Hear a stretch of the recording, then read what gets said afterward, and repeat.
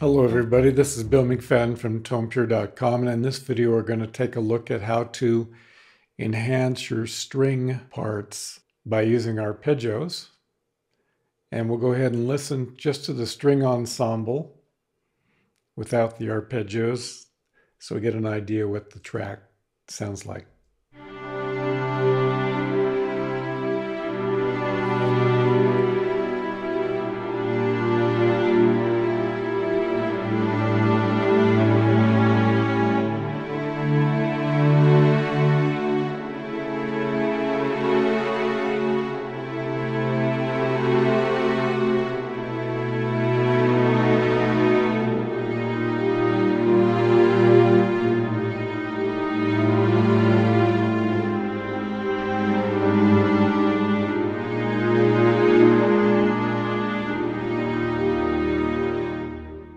So if we take a look at the track, one thing you should always do when you're getting ready to present a final cue is to at least initially quantize your tracks, especially if you're doing arpeggios along with them so that they sync up. Otherwise it could be out of sync and it wouldn't sound as good.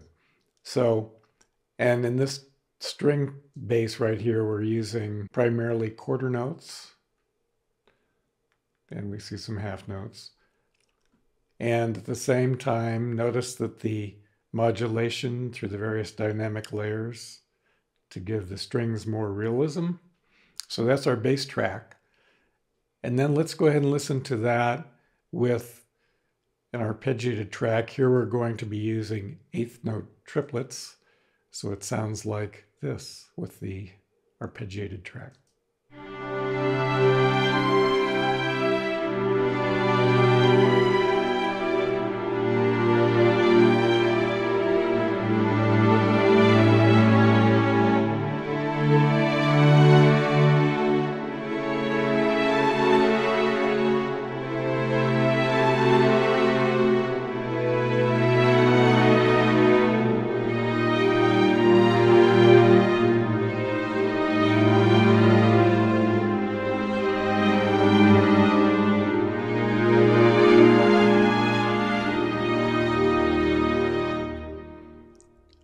So in the arpeggiated track, we did the same thing. We made sure everything was quantized. And also we have the undulating modulation going on to give the sense of a more realistic performance, even in the arpeggios, going through the various dynamic layers.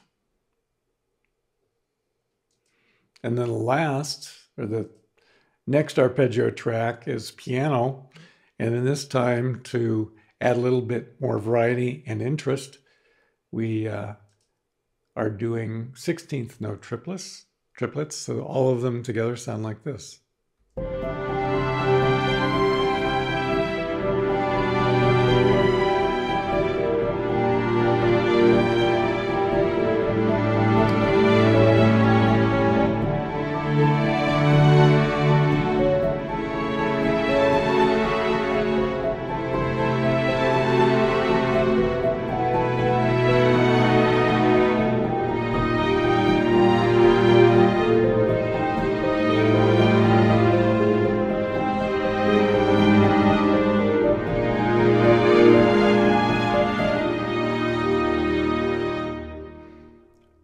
So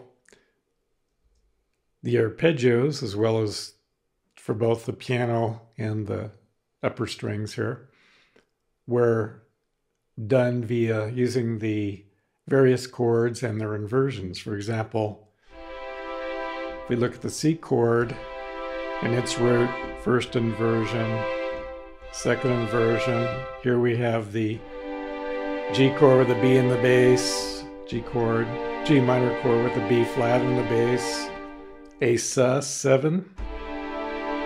So you have your seventh here, you have your fifth and your fourth to give you the sus. So you need to know all of your inversions to make this process fairly easy. or learn them in the process of doing it. And here's your A chord with the C sharp in the bass, the B minor with the C in the bass, the B sus,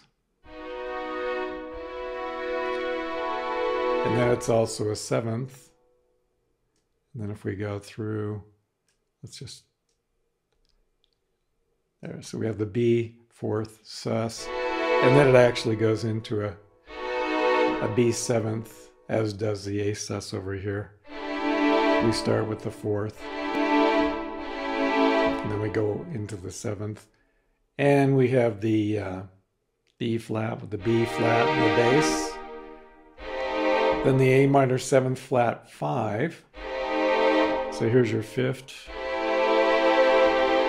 You flat that, also referred to as the half diminished 7th. And then we have the A flat major 7th. So it's a good idea to know all your major 7ths, be familiar with those. And then the B flat 7th, and then back to E flat. So you can use arpeggios for not only in the string section, but you can also use them in the woodwind section, the brass section. And if you have choir, then you can add them in choir, but usually the choir is going to be voicings, not arpeggios. So primarily string arpeggios, different instruments, like here we have a percussive instrument, piano, and being used in the arpeggio. So it's a good idea to experiment around with different instruments, using them as arpeggios in your different sections. So this is Bill McFadden signing off from TonePure.com.